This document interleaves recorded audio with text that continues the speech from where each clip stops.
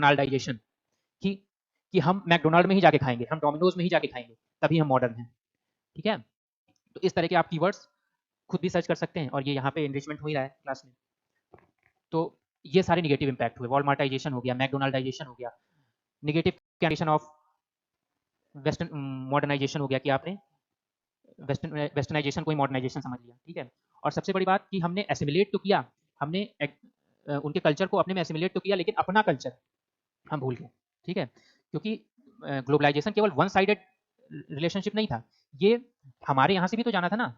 हमारा अपना कल्चर भी तो प्लोरिफरेट करना था ना, हमारे अपने कल्चर का भी तो विस्तार होना था, लेकिन हम अपने कल्चर का उतना विस्तार नहीं कर पाए जितना जितना वेस्टर्न कंट्रीज ने या यूरोपियन कंट्रीज ने हमारे यहाँ कर लिया। ठीक है, ये सारे निगेटिव इम्पैक्ट्स हैं, और इसको यूथ के टर्म में, ये सारे प्रभाव यूथ के प्रभाव ही हैं, क्योंकि यूथ ज़्यादा कंज्यूमरिज्म, उसकी टेंडेंसी ज़्यादा होती है कंज्यूमरिस्ट होने की। ठीक है, वॉलमार्ट और मैकडोनाल्डाइजेशन ये सब यूथ पर ही प्रभाव है। ठीक है, अब देखिए सोसाइटी पर प्रभाव यूथ पे कैसे पड़े, यूथ ही मैरिज इंस्टीट्यूशन में जाता है, तो अब यहाँ पे आप मैरिज इंस्टीट्यूशन की पर जो प्रभाव पड़े कि हमारे डाइवोर्स रेट बढ़ रहे हैं, है ना, लिव इन रिलेशनशिप को कॉन्सेप्ट आया जो हमारे अपने